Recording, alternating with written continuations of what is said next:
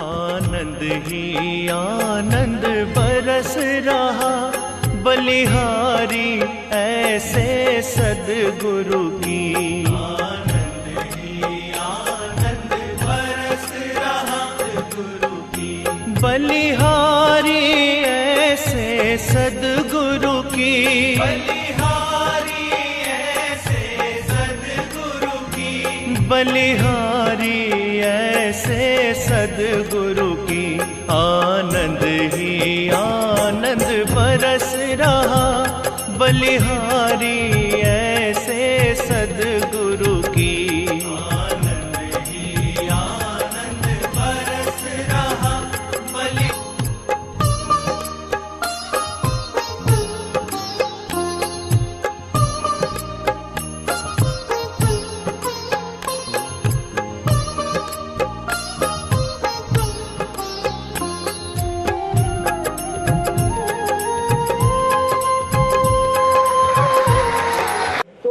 विद्यार्थी के 5 लक्षणों में काकचेष्टा, गतो ज्ञानम, स्वाननिद्रा तथैव स्वल्पाहार विषय त्यागी विद्यार्थी बनते।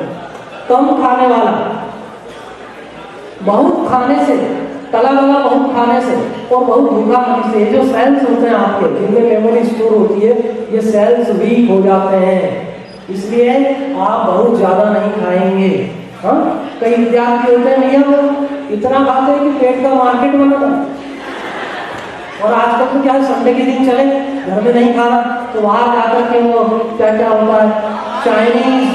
नहीं आप मत बताइए, धन्यवाद धन्यवाद शांति। अच्छा, जीवा को कहाँ रखने का कहा था? Thank you. इसीलिए ना हमने आपको आपकी जुबान को पहले लॉक कर दिया है ना। तो जो जो खाने पीने का होता है वो सब खाते हैं, लेकिन ध्यान दीजिए आपके शरीर में एक छोटी सी जुबान होती है। मैं आपको बहुत अच्छी महत्व की बात बता रहा हूँ। देखिए, हम जिन वयोवृद्ध लोगों को आज देखते हैं जो इतनी इतनी दवाइयाँ उनको खाना पड़ रही हैं और इंजेक्शन खाना पड़ रहा है, भर्ती होना पड़ता है, बड़े बड़े ट्रीटमेंट लेना पड़ता है। अगर ये युवा अवस्था में इन्हें सत्संग मिला होता तो इनको कभी अस्पताल का मुंह नहीं होता। तो आप ध्यान दीजिए कि जुबान होती है, इसमें से सारा खाना अंदर जाता है। जुबान का आप जीभी से अगर साफ करेंगे इसमें भी कुछ कचरा निकलता है, ओके, उसमें चिपक जाता है। ऐसे आपके शरीर में एक छोटी आंत होती है 24.5 फीट की, उसमें से पूरा खाना पसार होता है। फिर करीब 5.5 फीट की बड़ी आंत होती है, उसमें से पसार होता है। ये सब कुछ अंदर स्टमक आदि सब गंदा हो जाता है, क्योंकि आप अटरम सटरम तला गला बाहर का ये सब खाते हैं वो पठान, इससे अंदर का पूरा सिस्टम खराब है। आयुर्वेद में एक पद्धति है जिससे ये सब साफ किया जाता है, आप जानते हैं कौन? पंचकर्म, पंचकर्म की विधि होती है, उससे तो शरीर का कायाकल्प हो जाता है। तो आप ऐसा तला गला आलतू फालतू नहीं खाएंगे। युवावस्था में आपको एक मिथ्या अभिमान है कि मेरी पाचन शक्ति बहुत तेज है और मैं कुछ भी खा सकता हूँ, लेकिन आप यही अपने शरीर को बीमारी का घर कर लेते हैं। तो स्वल्प आहार, विद्यार्थी कम खाने वाला होना चाहिए। विषय त्यागी, दूसरे सब विषयों का त्याग, अपनी साधना में ध्यान। विद्यार्थी एक साधक की तरह होता है, एक योगी की तरह होता है, उसका ध्यान दूसरे विषय वस्तुओं में नहीं होना चाहिए। माना अभी का विषय वस्तु सबसे ज्यादा भटकाने वाला वो है फिल्म।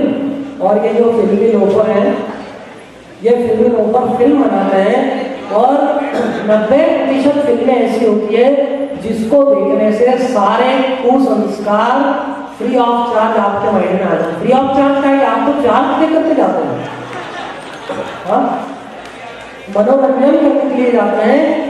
लेकिन आप लोग ध्यान से सुन लीजिए, जो मनोरोगी होता है उसको मनोरंजन की जरूरत होती है, एंटरटेनमेंट की जरूरत उसको नहीं होती। जो स्वस्थ है अपने मस्तिष्क, जो मनोरोगी होता है उसको ये जरूरत होती है। तो युवा लोग ध्यान दें, सबसे ज्यादा खतरा युवा पीढ़ी को। इसलिए हम युवाओं में पहुंचने का हमने विचार किया, क्योंकि हमने ये देखा कि हो ये रहा है कि आधुनिकता आई, हमला किया युवाओं पर, अश्लीलता आई, हमला सबसे पहले युवाओं पर। हाँ, फिल्मी लोफर आए, उनका टारगेट केवल यूथ को टारगेट बनाता है। और दूसरी कोई भी मॉल की संस्कृति आ गई, मोबाइल आ गया, सबसे पहले बेचारे यूथ उसमें पकड़े जाते हैं, उस जाल में फंस जाते हैं। और फिर बाद में जाकर के उनको विचार होता है, और फिर ऐसे समय पे जागृति आती है जब कुछ करने से कुछ होने वाला है नहीं। हाँ, अब क्या जागे ना सोए पैर फंसा, और फिर वो जो बात आती है कि जब चिड़िया चुग गई, जब समय चला गया, जब बुद्धि चली गई, शरीर की शक्ति क्षीण हो गई, अब आप जागृत हुए हैं, तो आपको बचना चाहिए। ये जो अपना मोबाइल फोन है, ये अपना मित्र है। आज की तारीख में किसी के परिवार में 80 लोग भी होंगे ना, तो भी 80 के 80 उसके साथ नहीं चले। किसी के अगर 4 भाई बहन हैं, 4 भाई बहन साथ में नहीं होते, हमेशा केवल मोबाइल फोन साथ में, ठीक है। यह आपका परम मित्र है, सांसों की तरह मोबाइल साथ में है। पहले के समय में लोग कहीं जाना हो, सब अपने काम की वस्तुएं लेकर के जाते थे, और आजकल सबसे पहले चार्जर लेकर के, ऐसा ना कहीं चार्जर भूल जाए। कहीं जाते थे तो किसी का हालचाल पूछते थे, किसी के घर में गए भाई आपके घर में सब ठीक तो है, कुशल तो है, तबियत सबकी अच्छी है। आजकल किसी के घर मेहमान जाए, सबसे पहले पूछे चार्जर है कि नहीं। मोबाइल ने इतना ज्यादा स्थान बना लिया है।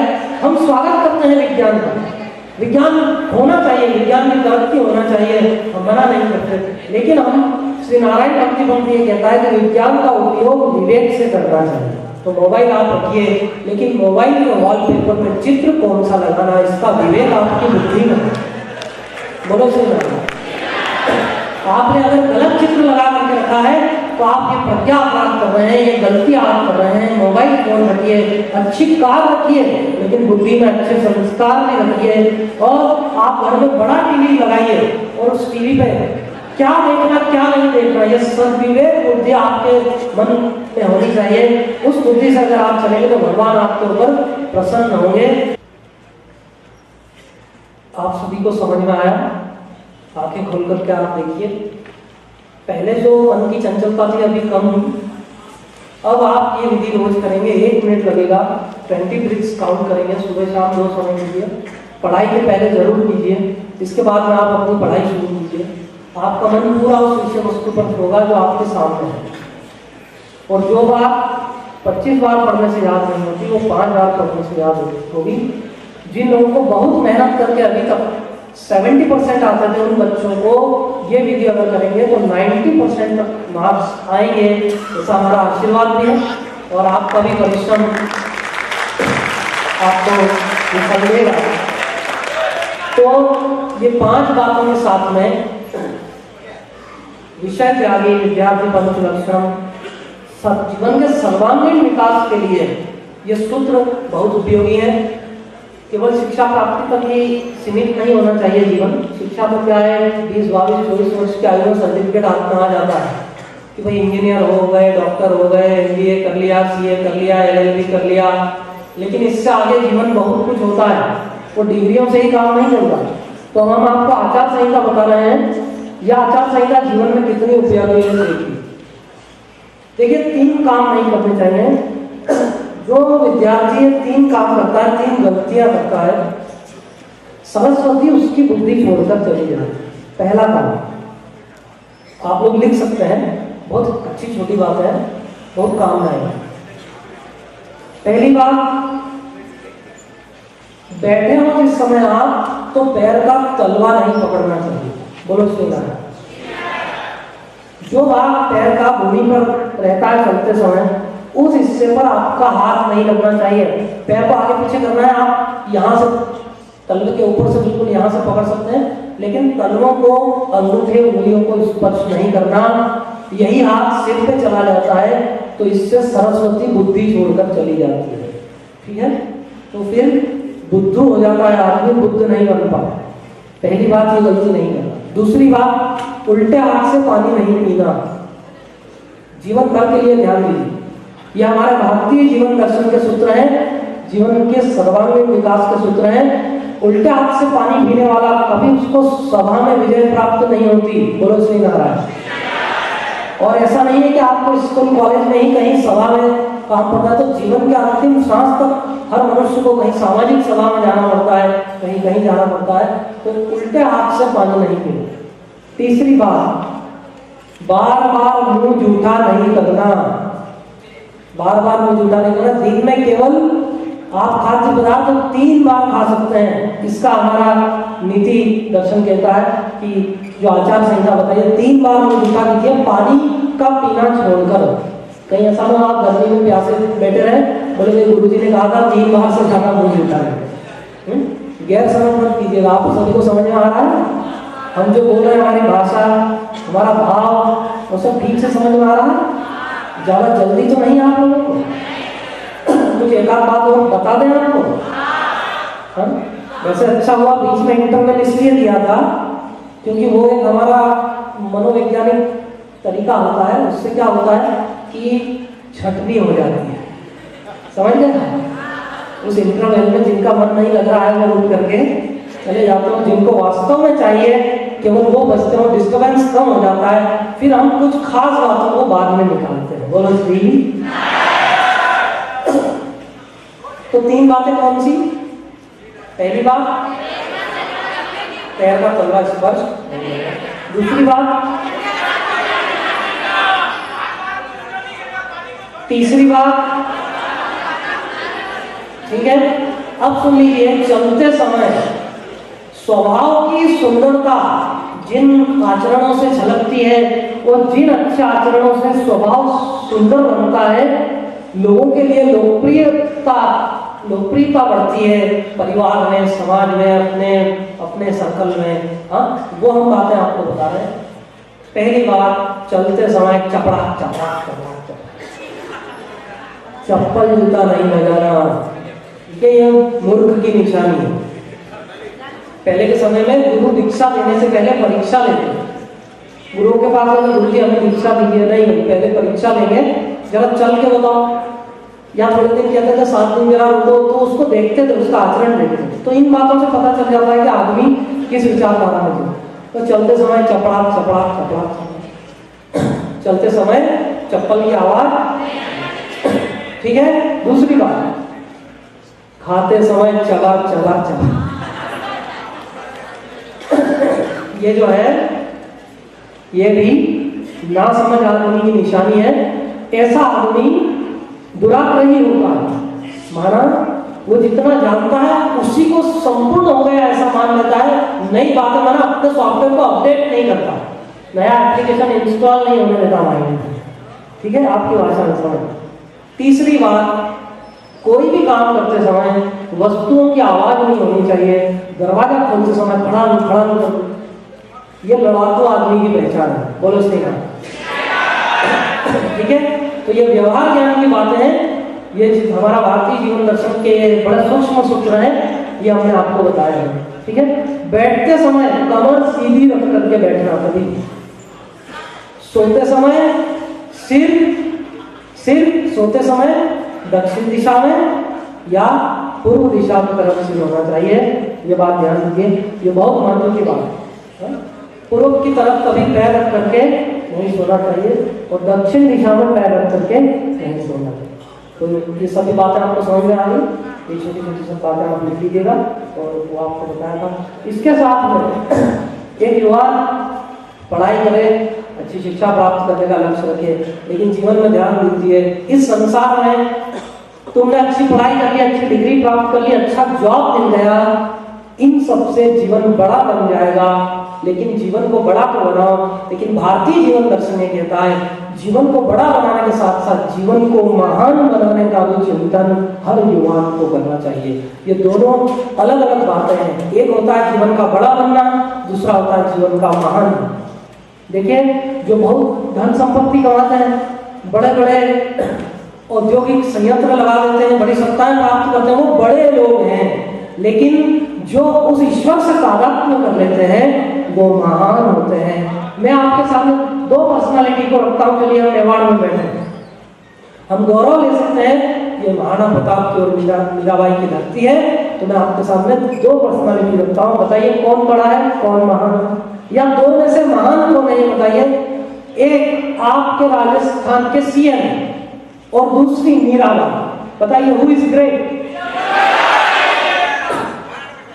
मीराबाई बड़ी है, ठीक है। महानता की जहां भी बात आई तो मीराबाई क्या एमएलए है क्या, या एमपी है, या सीएम है, पीएम है, कुछ नहीं, but why she is great?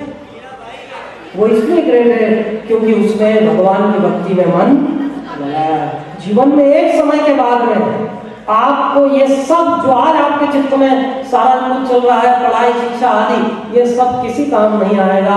एक समय में आपके मन में उस ईश्वर ने जिसने संसार बनाया है, वो जिसने तुमको बनाया, वो जिसने संसार में बहुत अनोखा बनाया, वो तुमको भी बहुत अनोखा बनाया, उसकी भक्ति अगर तुम्हारे मन में नहीं है तो तुम्हारा जीवन 100% गया पानी में। बोलो श्री। आपको बता दें बहुत अच्छी बात, अब इस संवाद में मुझे थोड़ा रस आ रहा है आप लोगों के साथ बात करने में। मैं आपको बहुत अच्छी बात बताता हूँ। यमुना के तट पे एक नाविक नाव लेकर के बैठा, 2-4 पढ़े लिखे आदमी चले गए। उन्होंने उस नाविक से कहा, भाई उस पार जाना है, कितने पैसे लगे? उसने 10 रुपए। बोला भाई ठीक है चलो। दोनों तीनों उसके अंदर बैठ गए। एक ने नाविक को पूछा, अरे तू पढ़ा लिखा है, कुछ पढ़ाई किया? नहीं, मैंने कोई पढ़ाई नहीं, बाप दादा नाव चला रहा है, मैं भी नाव चला। अरे तेरी जिंदगी 25% गई पानी में। उसने कहा ठीक है गई होगी, अपना तो काम धंधा ही है। थोड़ी आगे नाव चली, दूसरे ने पूछा, भाई तू कंप्यूटर जानता है? उसने कहा काहे का कंप्यूटर, ये चप्पू चलाता हूँ खाली, नाव का चप्पू चलाना जानता हूँ, काहे का कंप्यूटर, मैंने तो कभी कंप्यूटर नहीं जाना। दूसरे ने कहा तेरी 50% गई पानी में। तीसरा था, उसने पूछा तू जानता है आजकल ये हो रहा है, वो हो रहा है, दुनिया भर की बातें करने लगा, ये जानता है? बोले नहीं जानता। बोले तेरी 75% जिंदगी गई पानी में। उसने कहा भाई तुम दोनों चुपचाप तीनों बैठ जाओ शांति से, किनारा आने वाला है, अभी तो मझधार में नाव आई है। हाँ, और ठीक है जो होगा, आप पढ़े लिखे सही, मैं मेरा काम करता हूँ।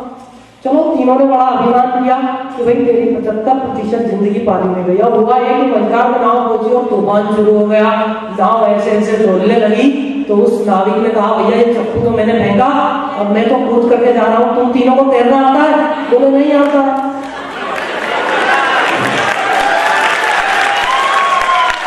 तो नाविक ने कहा मेरी तो 75% गई, तुम तीनों की तो 100% गई पानी में। तो जीवन में ये सारी डिग्रियां, ये पढ़ाई, ये शिक्षा, एक इसका लिमिटेशन है, ये वहीं तक काम आने वाली है। इसके आगे जीवन में बहुत सारी बातें चाहिए। तो बड़प्पन के साथ हम जीवन को महान बनाने का आगे कुछ सूत्र जीवन में लेकर के चले, और युवा अवस्था से जीवन को महानता की तरफ ले जाना चाहिए। क्यों नहीं ले जा सकते? हाँ, ध्रुव की उम्र कितनी थी आपने सुना है? बालक ध्रुव 5 साल केवल, और ध्रुव ने क्या किया? 6 महीना तप किया। आप लोग 16 साल तक पढ़ाई करेंगे। और मुझे एक मैंने पूछा था सत्संग में, मुझे कहीं बताना पड़ता है, एक शिक्षा जगत के व्यक्ति से कि औसत कितनी एग्जाम्स देना पड़ती है स्टूडेंट को, फर्स्ट स्टैंडर्ड से लेकर के डिग्री तक। तो उन्होंने बताया था करीब करीब 65 एग्जाम्स हो जाती हैं उसकी, छोटे बड़ी और एंट्रेंस की मिला के, और पता नहीं कितने, इतनी एग्जाम्स देकर के भी आप डिग्री प्राप्त कर लेते हैं। और वो डिग्री तो कई लोग प्राप्त कर लेते हैं। एक राज्य से हर साल, महाराष्ट्र से पिछले साल 4.5 लाख इंजीनियर निकले हैं। बोलो सही नाम। 2.5 लाख डॉक्टर, वकील कितने, MBA कितने, CA कितने, सोचिए आप। क्या इतने ध्रुव निकलते हैं? क्या इतनी मीराबाई निकली 550 साल में? बताइए मेवाड़ में कितनी मीराबाई? तो इसलिए मीराबाई ग्रेट है। तो हम थोड़ा महानता का भी विचार करें जीवन में। तो महानता तब होगी जब हम ईश्वर से तादात्म्य करेंगे। और क्यों नहीं करेंगे हम ईश्वर से तादात्म्य? आपको और हमको भगवान ने बनाया है, और कैसा बनाया है सुन लीजिए। माँ के गर्भ में आपको हमको उसने कैसा बनाया? 3 अंधेरों के अंदर, बिना उजाले के, बिना औजार के ये मूर्ति उसने घड़ी। वो भी ऐसी वैसी नहीं, आपकी हमारी आंख में, जो आंख हम आपको देख रहे हैं, आप हमको देख रहे हैं, इस एक आंख के अंदर कितने सेल्स होते हैं आप जानते हैं? 26 करोड़ सेल्स एक आंख के अंदर होते हैं।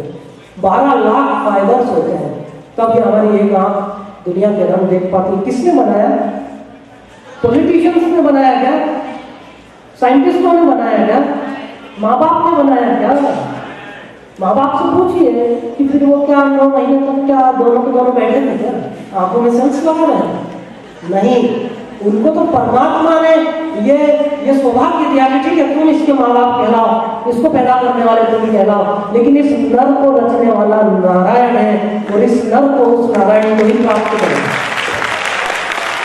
आपके हमारे कानों में, एक एक कान में करोड़ों करोड़ों सेल्स, और आपकी हमारी एक एक नाक में करोड़ों सेल्स, और जुबान पर स्वाद का अनुभव कराने वाले करोड़ों सेल्स। देखिए